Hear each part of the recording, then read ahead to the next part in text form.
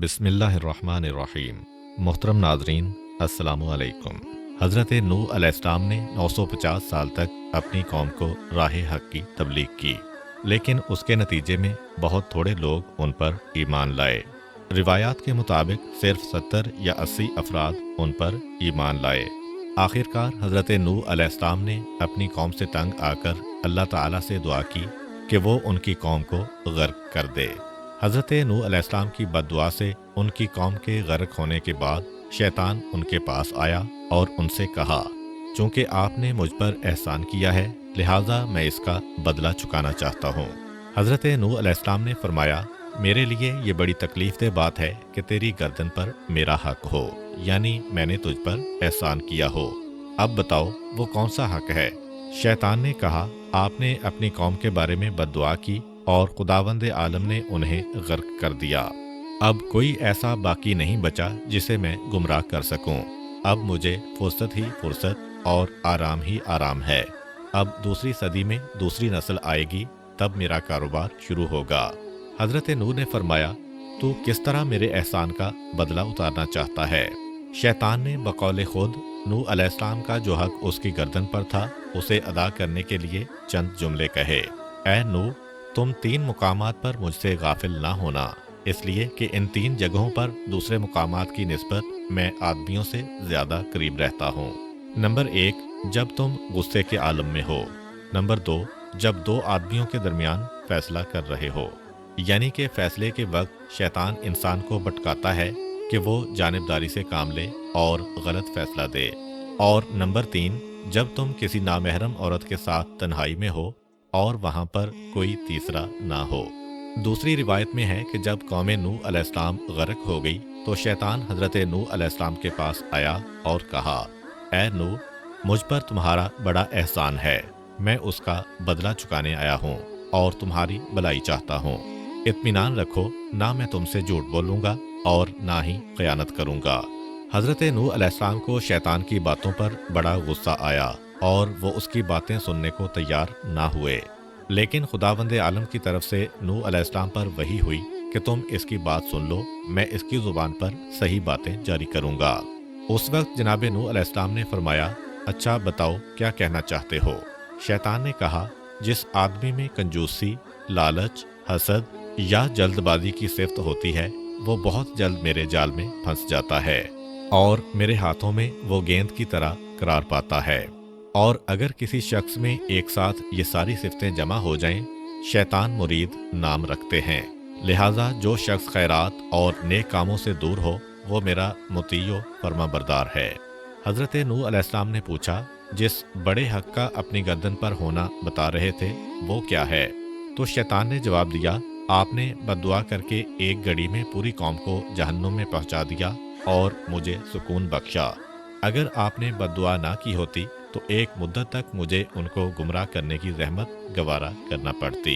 जब हज़रत नूह अलैहिस्सलाम तूफ़ान के बाद कश्ती से नीचे उतरे तो उनके पास शैतान आया और उसने कहा कि रूए ज़मीन पर सबसे ज़्यादा आपका एहसान मेरी गर्दन पर है, क्योंकि आपने उन बदकारों के लिए बद्दुआ करके मुझे गुमराह करने की ज़हमत से बचा लिया।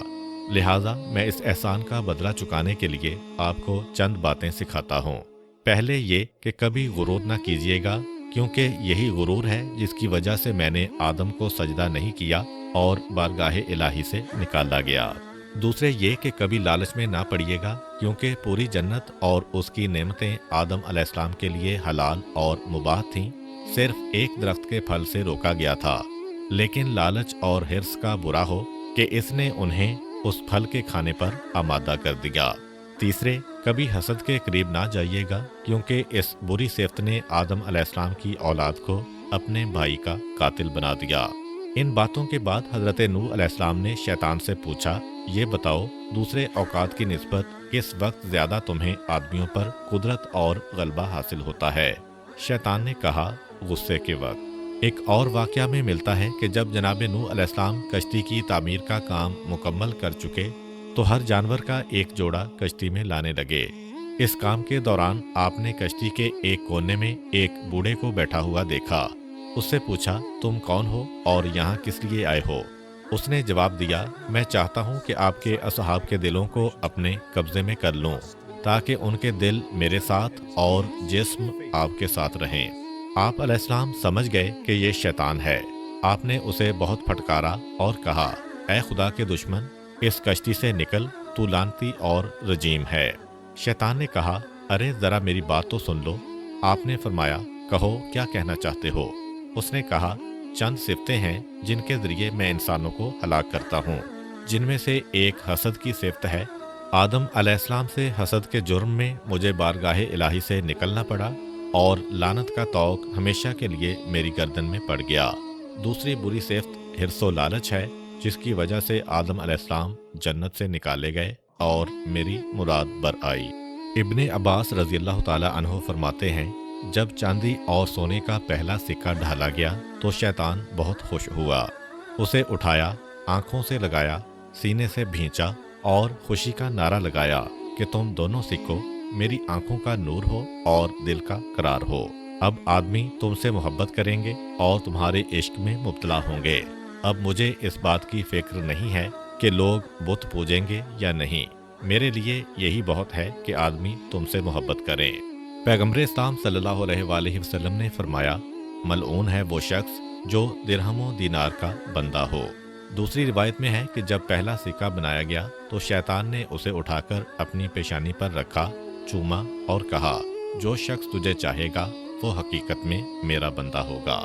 ایک دن رسول خدا صلی اللہ علیہ وآلہ وسلم اپنے چند اصحاب کے ساتھ تشریف فرما تھے۔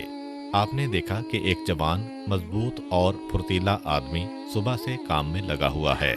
آپ کے صحابہ نے اس پر اظہار افسوس کیا اور کہا، کاش یہ شخص اپنی قوت و طاقت اور جوانی کو راہ خدا میں خرچ کرتا۔ حضرت صلی اللہ علیہ وآلہ وسلم نے فرمایا، ایسی بات نہ کرو، وہ کوشش میں لگا ہے تاکہ اپنے آپ کو دوسروں کے سامنے مانگنے کی ذلت سے بچا لے اور ان کا محتاج نہ رہے۔ اس شخص نے اپنے اس عمل سے راہ خدا میں قدم اٹھایا ہے۔ اگر اس کا مقصد اپنے ماں باپ یا بیوی بچوں کے اخراجات پورے کرنا ہوتا تو بھی اس کا یہ قدم راہ خدا میں اٹھتا۔ ہاں، اگر اس کی کوشش اور محنت مال میں اضافہ کے لیے ہوتی تاکہ اس کے ذریعے دوسروں پر فخر کر سکے تو یہ خیال ناپاک، نیت فاسد اور کوشش شیطانی ہوتی۔ ایک دوسری روایت میں پیغمبر اسلام صلی اللہ علیہ وآلہ وسلم سے نقل ہے کہ آپ نے فرمایا، جو شخص حلال مال کمانے گھر سے نکلے اور اپنے والدین اور بیوی بچوں کے لیے محنت کرے تو وہ شخص ایسا ہی ہے جیسے اس نے راہ خدا میں قدم اٹھایا ہو، لیکن اگر کوئی صرف ذخیرہ اندوزی کے لیے محنت کرے تو اس نے شیطان کی راہ اختیار کی ہے۔ ایک اور حدیث میں آتا ہے کہ جس شخص کے پاس مال زیادہ ہوگا اس کا حساب بھی سخت ہوگا، اور جس کے دوست یار زیادہ ہوں گے اس کے گرد بہت سے شیاطین جمع ہوں گے۔ اسی ضمن میں حضرت علی کرم اللہ وجہہ کا فرمان ہے کہ درہم و دینار کی محبت شیطان کے تیروں میں سے ایک تیر ہے۔ شیطان کے فریب دینے والے جالوں میں سے ایک جال جو انسان کے گمراہ کرنے کا سبب ہو سکتا ہے وہ زیادہ سے زیادہ کمانا ہے۔ شیطان اس طریقے سے وسوسہ کر کے امانت میں خیانت اور لوگوں کے مال کو غصب کرنے یا اس میں تصرف کرنے پر تیار کرتا ہے۔ امام جعفر صادق فرماتے ہیں، جس شخص پر لوگوں کو اطمینان اور اعتماد ہو اور اسے کوئی امانت سپرد کر دی جائے، اگر اس امانت کو اس کے مالک تک پہنچا دے تو گویا اس نے اپنے گلے سے آگ کی 1000 گرہیں کھولی ہیں۔ لہٰذا امانت داری کے معاملہ میں ہوشیار رہو اور اسے مالک کے حوالے کرنے میں کوتاہی نہ کرو، کیونکہ جو شخص کسی چیز کو اپنے پاس بطور امانت رکھتا ہے، ابلیس اس کے اوپر اپنے حوالی موالی 100 شیطانوں کو مسلط کر دیتا ہے تاکہ وہ اسے امانت کو ادا کرنے سے روکیں اور وسوسہ پیدا کر کے اسے گمراہ کریں اور اس کی بدبختی کا سامان فراہم کریں۔ حضرت موسیٰ علیہ السلام کے زمانے کا سرکش فرعون اس قدر مغرور ہو گیا تھا کہ ان کی دعوت کے مقابلے میں قرآن کی آیت کے مطابق صاف صاف کہتا تھا، اگر میرے علاوہ تم نے کسی اور کو اپنا معبود بنایا تو میں تمہیں قید میں ڈال دوں گا۔ دوسرے مقام پر فرعون کی زبانی نقل ہوتا ہے کہ وہ اپنے درباریوں سے کہتا ہے، فرعون نے کہا، میرے زعمائے مملکت، میں اپنے علاوہ تمہارے لیے کسی رب کا علم نہیں رکھتا۔ اس کے بعد اس نے اپنے پیر اور پھیلائے اور اس کا غرور آسمان پر پہنچ گیا اور اس نے کہا انا ربکم الاعلی، میں ہی تمہارا سب سے بڑا پروردگار ہوں۔ ایک دن فرعون حمام میں تھا کہ شیطان انسان کی صورت میں ظاہر ہوا۔ فرعون کو بلا اجازت آنے والے پر بڑا غصہ آیا۔ ابلیس نے اس سے پوچھا پتہ ہے میں کون ہوں؟ فرعون نے پوچھا کون ہو بتاؤ۔ ابلیس نے کہا تم مجھے نہیں پہچانتے جبکہ تم نے مجھے پیدا کیا ہے۔ شیطان کی یہی بات اس کے دل میں بیٹھ گئی اور جس طریقے سے مشک میں ہوا بھر دی جائے اس نے اسے مغرور بنا دیا کہ وہ کھلم کھلا یہ اعلان کرے انا ربکم الاعلی، میں تمہارا سب سے بڑا پروردگار ہوں۔ آخر کار خداوند عالم نے اسے اپنی بدترین سزا میں گرفتار کر کے دریا میں غرق کر دیا اور اس کے بعد دوزخ کے عذاب اور برے انجام سے دوچار ہو کر دوسروں کی عبرت کا سامان ہوا۔ قرآن کریم کا ارشاد ہے خداوند عالم نے فرعون کی سرکشی اور غرور کی وجہ سے اسے دنیا و آخرت کے عذاب میں مبتلا کر دیا تاکہ اس کی ہلاکت سے معرفت والے عبرت حاصل کریں۔ بیان کیا جاتا ہے کہ ایک دن فرعون انگوروں کا ایک خوشہ ہاتھ میں اٹھائے کھانے میں مشغول تھا۔ اتنے میں ابلیس ظاہر ہوا اور اس نے کہا کیا کوئی اس انگور کے خوشہ کو مروارید جو کہ جواہرات کی ایک قسم ہے کا بنا سکتا ہے؟ فرعون نے جواب دیا نہیں۔ ابلیس نے جادو اور سحر کے ذریعے اس خوشہ انگور کو مروارید بنا دیا۔ فرعون کو بڑا تعجب ہوا، اس نے کہا واقعاً تم تو استاد نکلے۔ یہ سنتے ہی ابلیس نے اسے ایک زوردار تمانچہ مارا اور کہا اس استادی کے باوجود میری بندگی قبول نہیں ہوئی، تو اس حماقت کے ساتھ خدائی کا دعویٰ کس طرح کرتا ہے؟ ایک رات ابلیس ملعون کسی کام سے فرعون کے پاس آیا اور اس نے دروازہ کھٹکھٹایا۔ فرعون نے اندر سے ہی چیخ کر پوچھا کون ہے اور کیا چاہتا ہے؟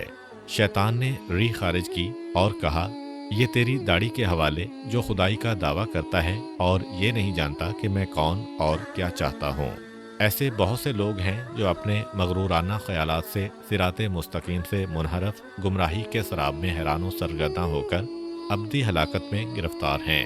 خدایا ہم اس غرور، غفلت، بے خبری، گمراہی اور ہلاکت سے تجھ سے پناہ مانگتے ہیں۔ ایک دن حضرت موسیٰ علیہ السلام خدا سے مناجات میں مشغول تھے۔ اتنے میں شیطان ظاہر ہوا اور آپ علیہ السلام کے قریب آیا۔ ایک فرشتے نے اسے دیکھا تو پوچھا جبکہ وہ اپنے خدا سے راز و نیاز کر رہے ہیں تم کیا چاہتے ہو؟ اس نے جواب دیا میں ان سے بھی وہی چاہتا ہوں جو ان کے باپ آدم علیہ السلام سے جنت میں چاہا تھا اور اس تک پہنچا تھا۔ جس طرح آدم نے حکم خدا کو اہمیت نہیں دی اور بہشت سے نکالے گئے، ان کی اولاد بھی نافرمانی اور گناہ کر کے عذاب خداوندی میں گرفتار ہوگی۔ لہذا اے انسان آگاہ اور ہوشیار رہ، کیونکہ شیطان تجھ سے ایک منٹ کے لیے بھی غافل نہیں ہے۔ حضرت علی کرم اللہ وجہہ فرماتے ہیں تقویٰ اور پرہیزگاری کو اپنے دل کا شعار بناؤ اور نفسانی خواہشات کی مخالفت کرو تاکہ شیطان پر غلبہ پا سکو۔ ایک دن پیغمبر اسلام صلی اللہ علیہ وآلہ وسلم ایک جگہ سے گزرے تو آپ نے دیکھا کہ مجمع میں ایک طاقتور شخص زور آزمائی کر رہا ہے اور وہ پتھر جسے لوگ پہلوانوں کا پتھر کہتے ہیں اسے زمین سے اٹھانے میں لگا ہے، اور تماشا دیکھنے والا مجمع اس آدمی کی زور آزمائی کو دیکھ کر اس کا حوصلہ بڑھا رہا ہے۔ پیغمبر اسلام صلی اللہ علیہ وآلہ وسلم نے دریافت کیا کہ یہ مجمع کیسا ہے۔ کچھ لوگوں نے اس پہلوان کے وزن برداری کے بارے میں بتایا۔ پیغمبر اسلام صلی اللہ علیہ وآلہ وسلم نے مجمع میں پوچھا کیا میں تمہیں بتاؤں کہ سب سے بڑا پہلوان کون ہے؟ سب سے بڑا پہلوان اور بہادر وہ شخص ہے جسے اگر کوئی گالیاں دے تو وہ برداشت کرے اور اپنے سرکش اور انتقام جو نفس پر قابو پا لے اور اپنے نفس کے شیطان اور گالی دینے والے ابلیس پر فتح پا جائے۔ امید کرتا ہوں کہ آپ کو آج کی ویڈیو اچھی لگی ہوگی۔ اگر آپ کو ہماری ویڈیو اچھی لگی ہے تو ویڈیو کو لائک کریں اور اپنے دوستوں کے ساتھ شیئر کریں۔ ملتے ہیں نیکسٹ ویڈیو میں، تب تک کے لیے اجازت دیجیے۔ اللہ حافظ۔